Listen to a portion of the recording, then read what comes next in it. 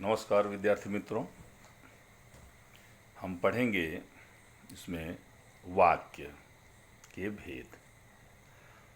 गत वीडियो में वाक्य के प्रकार में आपको बताया गया है कि वाक्य दो प्रकार के होते हैं, भेद की दृष्टि से। दो प्रकार में, एक रचना की दृष्टि से, एक अर्थ की दृष्टि से। तो रचना की दृष्टि से वाक्य के प्रकारों को हमने पढ़ा। इस वीडियो में हम देखेंगे वाक्य के भेद अर्थ के आधार पर। किसी वाक्य को पढ़ने से, सुनने से जो हमें अर्थ स्पष्ट होते हैं उसके आधार पर वाक्य कितने प्रकार के होते हैं। तो अर्थ की दृष्टि से वाक्य के कुल 8 प्रकार हैं। क्रमशः आप देखेंगे: विधानार्थक वाक्य, निषेधार्थक वाक्य, प्रश्नार्थक वाक्य, आज्ञार्थक वाक्य, विस्मयादिबोधक वाक्य, संदेह सूचक वाक्य, इच्छाबोधक वाक्य और संकेतवाचक वाक्य। आप देखेंगे कि जैसा इसमें बताया गया, अर्थ के आधार पर जो वाक्य हम पढ़ते हैं उससे जो हमें अर्थ स्पष्ट होता है, उसके आधार पर पहला हमारा प्रकार है विधानार्थक वाक्य। विधानार्थक वाक्य का आशय है कि जिस किसी वाक्य को पढ़ने से, सुनने से हमें किसी प्रकार की जानकारी का बोध होता है, कोई हमें जानकारी प्राप्त होती है, उसे हम विधानार्थक वाक्य कहते हैं। अगली इसकी विशेषता है कि जिस वाक्य में सामान्य रूप से कोई बात कही जाए, किसी का वर्णन किया जाए, कोई बात हमें स्पष्ट रूप से बताई जाए, पुनः जिस वाक्य में किसी के कार्य होने या कार्य करने का पता चलता है, उसे हम विधानार्थक वाक्य कहेंगे। अब कुछ उदाहरण द्वारा चीज़ें और स्पष्ट होगी।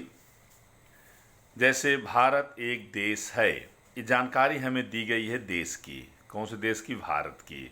इसकी जानकारी दी गई है। इसी प्रकार से अन्य देशों की जानकारी हो सकती है।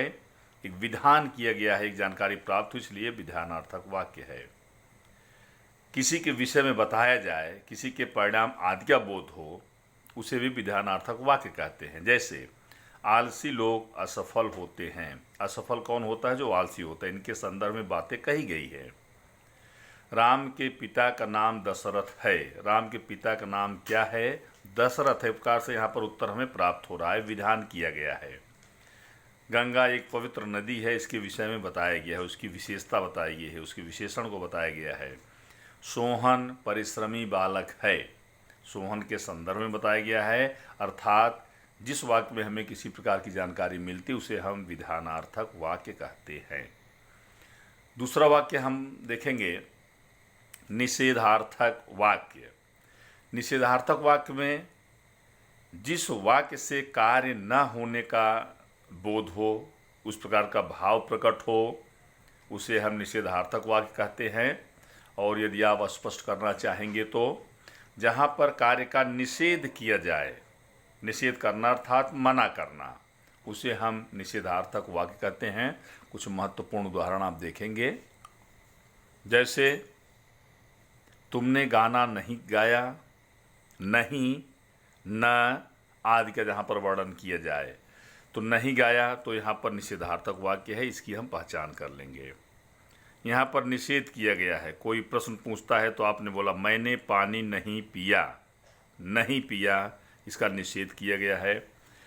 सोहन ने कार्य नहीं किया।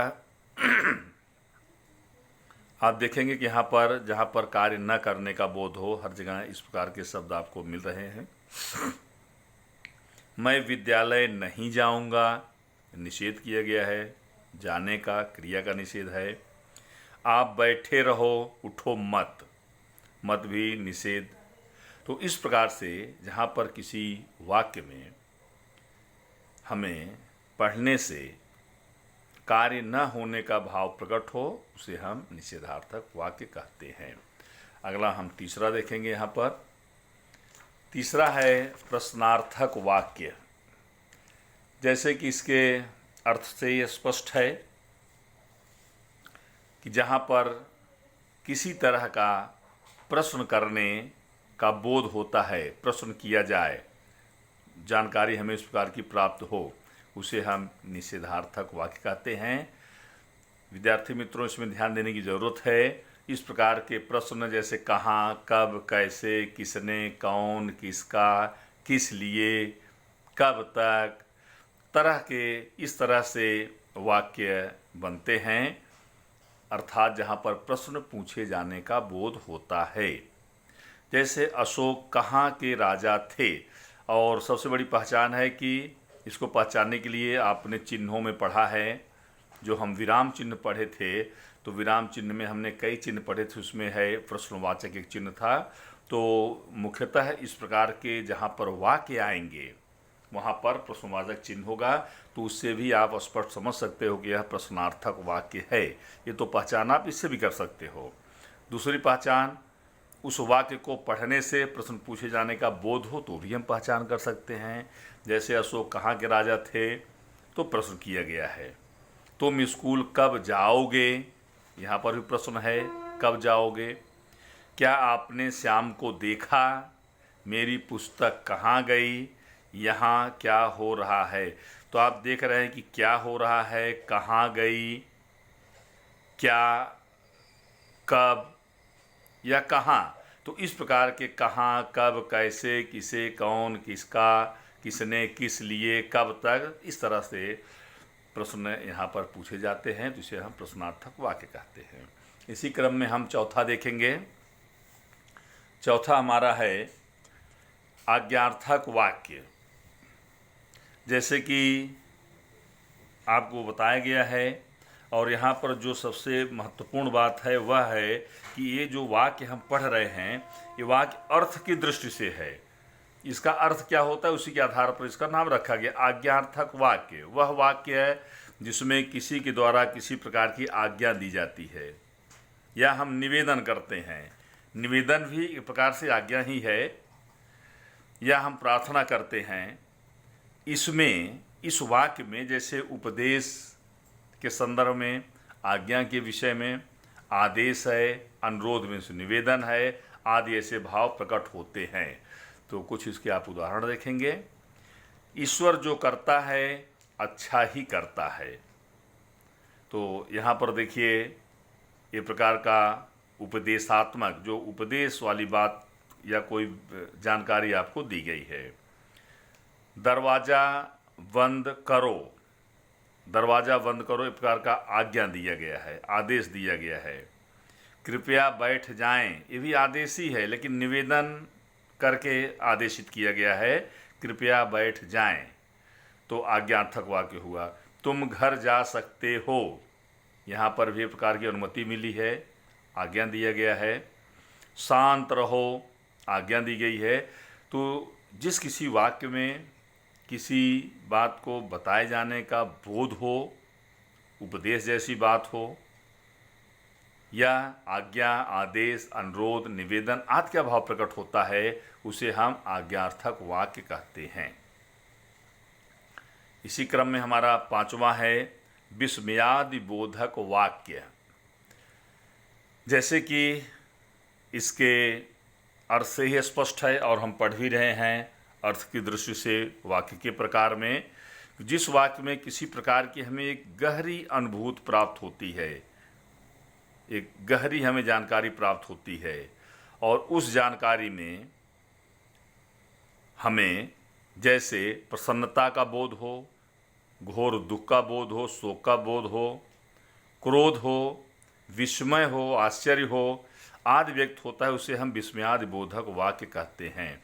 और जैसा कि मैंने पूर्व में बताया था, प्रश्नार्थक वाक्य में कि प्रश्नवाचक चिन्ह आते हैं, उसी प्रकार से विस्मयादि बोधक वाक्य में भी विस्मयादि बोधक का चिन्ह होता है। इस चिन्ह के द्वारा भी आप इस वाक्य की पहचान कर सकते हैं। जैसे आहा, देखिए चिन्ह आया हुआ है, कितना सुंदर उपवन है। तो यहाँ पर एक प्रकार से प्रसन्नता व्यक्त की गई है, और यह विस्मयादि बोधक हुआ। ओह कितनी ठंडी रात है। तो यहाँ पर एक प्रकार की जानकारी व्यक्त की गई है, बताया गया है, अरे हम जीत गए। यहाँ पर आप देखेंगे तो प्रसन्नता के रूप में विस्मय व्यक्त किया गया है। छी, यहाँ बहुत बदबू है। तो यहाँ पर जो विस्मय किया गया है, विस्मयादिबोधक चिन्ह से स्पष्ट होता है। वाह कितना सुंदर फूल है। पुष्प के सौंदर्य का वर्णन इस प्रकार से प्रसन्नता का बोध यहाँ पर होता है, तो इसे हम विस्मयादिबोधक वाक्य कहते हैं। इसी क्रम में हम देखेंगे संदेह सूचक वाक्य। संदेह सूचक जिस वाक्य में संदेह प्रकट हो, किसी प्रकार की संभावना प्रकट हो या शंका प्रकट हो, तो संदेह, शंका या संभावना की सूचना मिले वहाँ, या जहाँ पर संदेह प्रकट किया जाए, प्रकट किया गया हो, उसे हम संदेह सूचक वाक्य कहते हैं। तो संदेह सूचक वाक्य में इस प्रकार के शब्दों को हम याद रखेंगे कि जिन किसी वाक्य में संदेह, शंका या संभावना प्रकट की जाए। जैसे यहाँ पर देखिए संदेह का प्रकट हुआ है, वह चला गया होगा। संदेह और शंका की बात है, वह चला गया होगा। अगर ये पूछा जाता क्या वह चला गया, तो प्रश्नार्थक वाक्य होता है, लेकिन वह चला गया होगा इस प्रकार से विधान जैसे किया गया है, लेकिन संदेह के रूप में किया गया, इसलिए संदेह सूचक वाक्य है। फिर यहाँ पर संदेह क्या है, यहाँ पर गया होगा, यहाँ पर शायद, शायद लड़की खाना खाएगी, तो यहाँ पर शायद के रूप में संदेह प्रकट किया गया है। आज मैं बाजार जाऊंगा, लेकिन यहाँ पर बताया गया संभवतः, संभवतः के स्वरूप में संदेह प्रकट किया गया है, संदेह सूचक हो गया। संभवतः आज मैं बाजार जाऊंगा। वह आ गया, वह आ गया एक प्रकार से विधानार्थक है, लेकिन जब क्या लगा देंगे तो क्या वह आ गया। अब यहाँ पर थोड़ा आपको कन्फ्यूजन न हो कि यहाँ पर प्रश्नार्थक भी हो सकता है, तो प्रश्नार्थक के रूप में भी इसका हम प्रयोग कर सकते हैं, लेकिन क्या वह आ गया, यहाँ पर संदेह भी प्रकट किया गया है। क्या वह आया, या तो प्रश्नार्थक होता, लेकिन क्या वह आ गया, क्या वह यहाँ आ गया, तो यहाँ पर एक प्रकार से संदेह प्रकट हुआ, इसलिए यह संदेह सूचक वाक्य है। शायद वह कार्य कर लेगा, यहाँ पर शायद के स्वरूप में संदेह प्रकट हुआ है। तो आप देखेंगे जिस वाक्य में संदेह, शंका या संभावना की सूचना हो, वहाँ पर संदेह सूचक होता है। जैसे किस रूप में यहाँ पर संदेह प्रकट किया गया है, जैसे वह चला गया होगा, शायद, संभवतः, क्या वह, शायद के रूप में यहाँ पर संदेह सूचक वाक्य दिए गए हैं। इसी क्रम में हम अगला हमारा 7वां है अर्थ की दृष्टि से वाक्य के प्रकार में इच्छा बोधक वाक्य। इच्छा बोधक का आशय जिन वाक्यों में किसी प्रकार की इच्छा या आकांक्षा व्यक्त की जाए, या जहाँ पर आशीर्वाद आदि का बोध हो, उसे हम इच्छाबोधक वाक्य कहते हैं। यहाँ पर आप देखेंगे जो उदाहरण दिए गए हैं, जैसे ईश्वर या भगवान तुम्हें दीर्घायु करें, तो यहाँ पर प्रकार से इच्छा प्रकट की गई है और आशीर्वाद स्वरूप यह शब्द कहा गया है। तो क्योंकि ये कामना की गई है, एक इच्छा प्रकट की गई है, तो भगवान तुम्हें दीर्घायु करें, ईश्वर से प्रार्थना की गई है, एक इच्छा व्यक्त की गई, इसलिए यह पूरा वाक्य इच्छाबोधक वाक्य है। नव वर्ष मंगलमय हो, तो एक आशीर्वाद स्वरूप शब्द यहाँ पर कहा गया है। आप सबको सफलता मिले, सफलता किसे मिले, आप सबको, तो एक इच्छा, आकांक्षा और आशीर्वाद के स्वरूप में ये शब्द, सभी ये वाक्य प्रकट हुए हैं। सदा सफलता तुम्हारे कदम चूमे, और अंतिम यहाँ पर जो उदाहरण दिया गया है, मनोकामना पूरी हो या आपकी मनोकामना पूरी हो। तो यहाँ पर आप देख रहे हैं कि जिन वाक्यों में किसी प्रकार की इच्छा का प्रकटन हो, आकांक्षा प्रकट की जाए या आशीर्वाद का बोध होता है, उसे हम इच्छा बोधक वाक्य कहते हैं। इस क्रम में हमारा अंतिम और 8वां वाक्य है संकेतवाचक वाक्य। संकेतवाचक वाक्य में यहाँ पर स्पष्ट रूप से दिया गया है कि जिन वाक्य में किसी संकेत का बोध होता है उसे हम संकेतवाचक वाक्य कहते हैं। और स्पष्ट करके यहाँ पर बताया गया है कि जहाँ एक वाक्य दूसरे वाक्य में व्यक्त की गई संभावना पर निर्भर हो। अब आप ध्यान देंगे, जहाँ पर एक वाक्य हो और उस वाक्य में दूसरे वाक्य की संभावना उस पर निर्भर हो, उसे हम संकेतवाचक कहते हैं।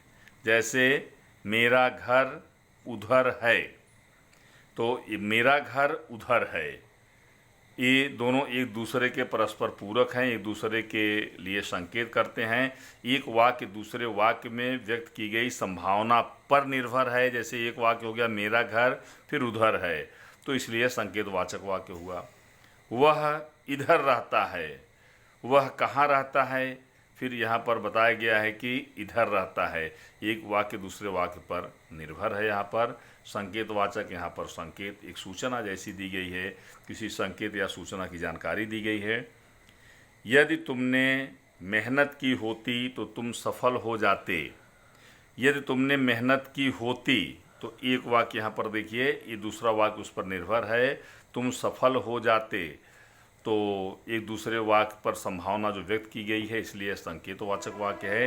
यदि उसी प्रकार से दूसरा वाक्य भी है, यदि गर्मी पड़ती तो पानी बरसता, तो पानी बरसने और गर्मी पड़ने का संबंध एक दूसरे पर संभावना पर निर्भर है, इसलिए यह संकेतवाचक वाक्य है। विद्यार्थी मित्रों, यह वाक्य के जो प्रकार थे समाप्त हुए। शुरू में पहले वीडियो में बताया था कि वाक्य के हम 2 प्रकार पढ़ेंगे, जिसमें एक रचना की दृष्टि से और एक वाक्य की दृष्टि से आपको बताया गया है। तो मुझे आशा है कि आप इसको अच्छे से इसका अध्ययन करेंगे और परीक्षा उपयोगी प्रश्न जैसे आपके बनते हैं, तो इसमें कोई भी एक वाक्य दिया जा सकता है और उसके संदर्भ में आपसे जानकारी मांगी जाएगी कि यह किस प्रकार का वाक्य है। एक बार फिर से मैं चाहूँगा कि सरसरी तौर पर रिवीजन कर दूं आपका। जैसे एक विधानार्थक वाक्य है, तो इसमें जो महत्वपूर्ण चीज़ें थी वो आपको बताई गई थी कि जहाँ पर किसी वाक्य में किसी कार्य होने या करने का पता चलता है, वो विधानार्थक वाक्य होता है। विधान करना, व्यवस्था करना, बताना। और अगला है हमारा निषेधार्थक वाक्य। इसमें स्पष्ट रूप से आपको बताया गया कि जहाँ पर जिस वाक्य में कार्य न होने का बोध होता है, वहाँ पर निषेधार्थक वाक्य होता है। प्रश्नार्थक, जो हम हिंदी के विराम चिन्ह हैं, उसमें प्रश्नवाचक जो हमारा चिन्ह होता है, उस चिन्ह से भी पहचान हो सकती है।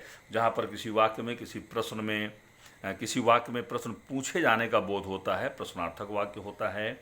चौथा हमारा था आज्ञार्थक वाक्य। इसमें वह वाक्य जिसमें किसी प्रकार की आज्ञा दी गई हो, जानकारी दी गई हो, उपदेश, आज्ञा या अनुरोध किया गया हो, उसे हम आज्ञार्थक कहते हैं। विस्मयादि बोधक वाक्य, जिसमें किसी प्रकार की गहरी अनुभूति बताई गई हो, और सबसे महत्वपूर्ण चीज़ है कि इसे हम विस्मयादि बोधक, जो हमारे विस्मय के चिन्ह होते हैं विस्मयादि बोधक के, या जो हमारे शब्द इसमें प्रयुक्त होते उसमें दुख है, शोक है, घृणा है, क्रोध है, विस्मय है आदि की जानकारी हमें मिलती है। संदेह सूचक, जहाँ पर संदेह या शंका प्रकट की जाए। इच्छा बोधक, जिन वाक्यों में इच्छा या आकांक्षा की जानकारी हमें मिलती है, आशीर्वाद आदि का बोध होता है। और संकेतवाचक वाक्य, तो ये वाक्य समाप्त होते हैं। यदि इसमें किसी प्रकार का संशय है तो मैं प्रायः आपसे कहता रहता हूं कि आप व्यक्तिगत रूप से संपर्क करके आपके जो डाउट्स हैं उसे आप क्लियर कर सकते हैं या उस पर हम अच्छे से चर्चा कर सकते हैं। ज़्यादा से ज़्यादा आपको इसमें अभ्यास करना है और अभ्यास इस प्रकार का हमें करना है कि परीक्षा के दृष्टिकोण से किस प्रकार के प्रश्न पूछे जाते हैं उस आधार पर हम अपने विशेष रूप से जो हमारा पाठ्यक्रम है उसको उसी हम दृष्टिकोण से पढ़ें। जानकारी प्राप्त करना भी महत्वपूर्ण उद्देश्य है और सबसे महत्वपूर्ण है कि परीक्षा की दृष्टि से हम अपने पाठ्यक्रम को पढ़ें। धन्यवाद।